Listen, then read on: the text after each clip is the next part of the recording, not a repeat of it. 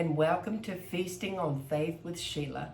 I hope you all have had a good week and that you thought about and used maybe the 6 points from our last series. This series that we're going to start today is going to be on Ruth from the Old Testament. It is starting to learn how that the Lord is drawing your heart toward Him. And we all know the story about Naomi and her family having to leave Bethlehem and travel to Moab due to the famine. There was no food, so they had to get away from there so that they could survive. And so while they were there, their sons married Moabite girls, and one of those was named Ruth. And so we understand, that the Moabites worshiped strange gods, and they didn't believe in God Jehovah. But now Naomi was faithful. And through that, the Lord began to draw Ruth toward Him. Have you ever made a decision in your life that changed everything?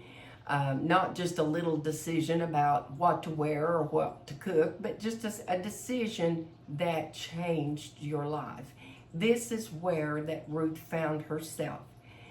Maybe you have stood in a place that you didn't feel loved, maybe, or didn't feel accepted, or, that no one, really cared, or that you were lost or rejected. And I'm sure that Ruth felt this way because I'm sure her family was not happy that she was marrying a Jew. And then with marrying him, she felt like an outcast. And, her future changed in one day. It doesn't say in the word how long that she had been married. There was no children, it said, so, no one knows. But Naomi's husband and both of her sons died. And so in that day, Ruth found herself and her life totally changed. Her future was crumbled at her feet, and she stood in the ashes of a life that she loved. And she was different. She felt like an outcast, an outsider, because now she didn't have a husband. Her future was shaped in her mind with love for him, with his children, and the togetherness that they walk in the evenings together and they spent time together just like we do with our loved ones.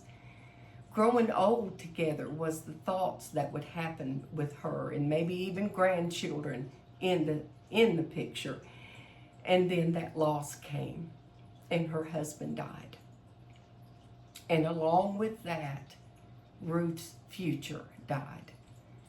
And she felt in just one moment that she did not belong, and that she was not loved, and that she stood alone.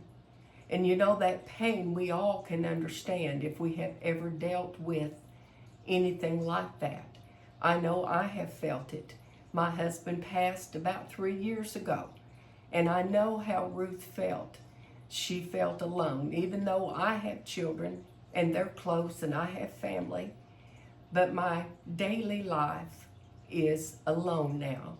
And I know that feeling. I know how Ruth would have felt. Her future was going to change, and she knew that.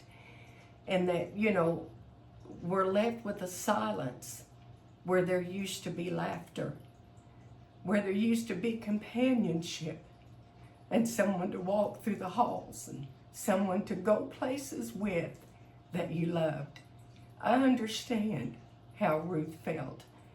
And sometimes we're left with questions that does not have any answers. And we have to press on. We have to know that the Lord is drawing us closer. No matter if that is a death that you have endured, or if that's a decision that you made, maybe in your past, or maybe just yesterday, that was not the right decision. You feel like that you have no answer, and you don't know where to go. Well, I'm here to tell you that the Lord is drawing you to Him, because He wants to reach you, and He wants to be there for you.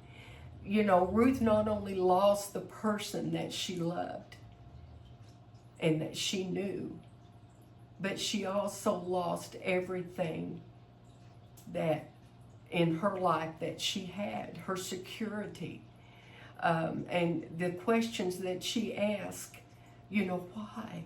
Why? How many times have we asked those questions? Why, Lord, has this happened? Why has that happened? Does God even see me? Does he even know that I am alive? Ruth stood in that same place that we have stood. And whether it's through a loss or, like I said, a mistake or a failure, ladies, we all feel that loss. We all feel that. And we all know something somewhere in our lives we have changed. And we know that that's happened. But now, we don't stand a lot of times through those strong and confident like Naomi did, but we stand in our grieving. And I'm here to tell you, God is at work in your life, just like he is in mine. He wants to bring you out of that era of being ashamed and being broken and being discarded and feel unloved. He wants to bring you toward him. He's drawing your heart toward him. Ruth stayed with Naomi because she saw that in Naomi, that Naomi was confident in her God, and she knew that she felt something different with that God more than she ever felt in her own worship and her own family.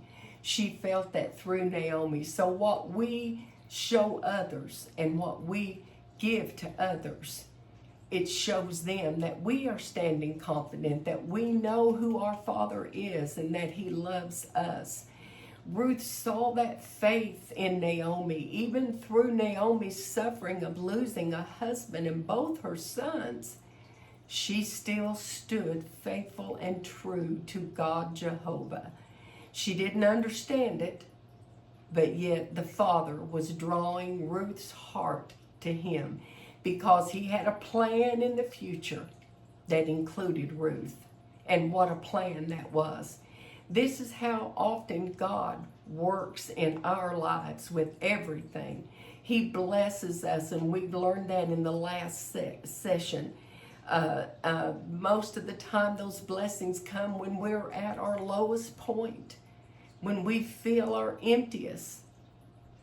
He is there, and he begins to fill our hearts with his love. Ephesians tells us that he chose us, and through that he caused that stirring within us, a longing for something deeper and something that would draw us closer to him. Before Ruth ever came to become the great grandmother of a king, before her name was written in the lineage of Christ, and before she was known throughout the word as being faithful, she was a grieving widow in a foreign land with a God that she did not know. Now that is amazing in itself, children. That is amazing. And she had no promise of a future, no security, no happiness. She didn't see anything for her anymore, just an existing day-by-day struggle and no life again for her to love. She was empty. We have to know sometimes what that feeling feels like, to be empty. That's how Ruth felt. And she didn't want to go back to her old life with the Moabites. When Naomi decided to move back to Bethlehem, Ruth said, I will go with you. That's where that famous saying, your father will be my father, your family will be my family. That is where all of that comes from. And what a statement that is when we read that in the Word. Ruth had no way of knowing what her future was going to be. And she had no way of knowing that she would ever be blessed again or that she would ever be chosen again. But she only knew that something in her heart had changed. Something in her heart was drawing her closer to Naomi than what it had before.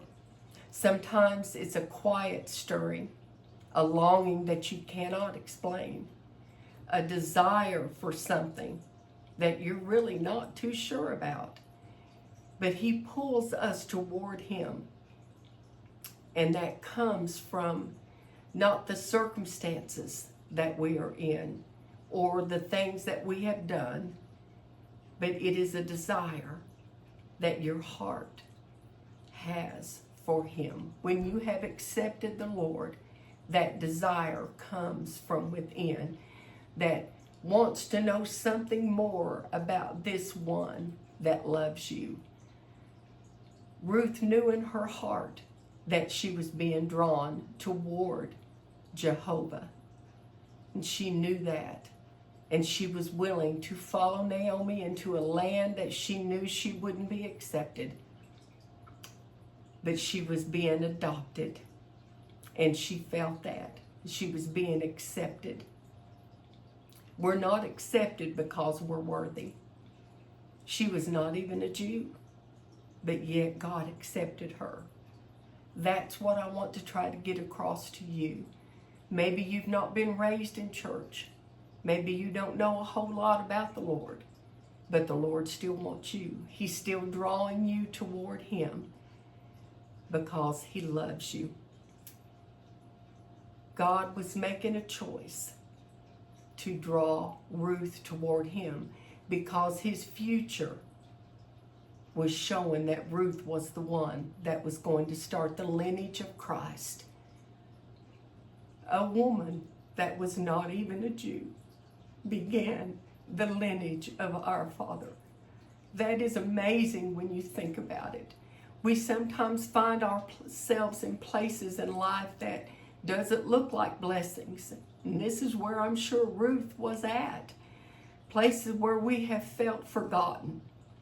Places that we cannot see what God is doing.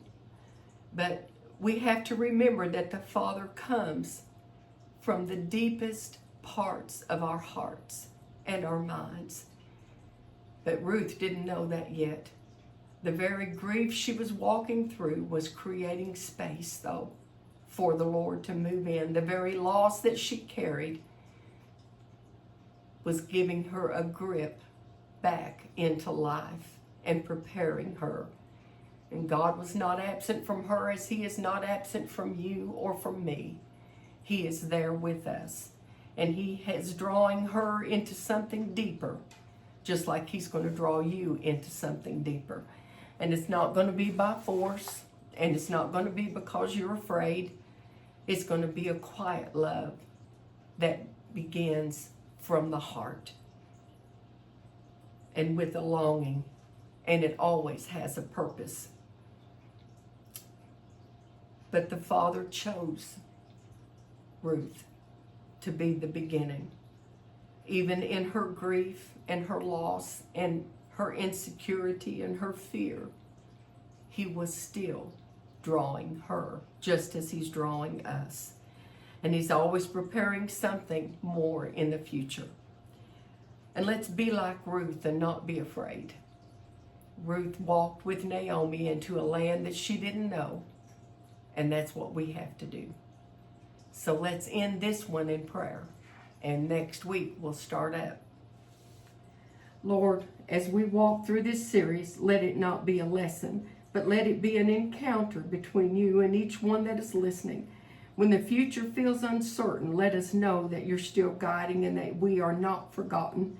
Remind us, Lord, that we're chosen, we're adopted, we're accepted, redeemed, and we're forgiven, and that we are deeply loved. Let our hearts leave here strong and steady, and our spirit be confident in you, and that you see all of our losses and all of our tears that we have cried.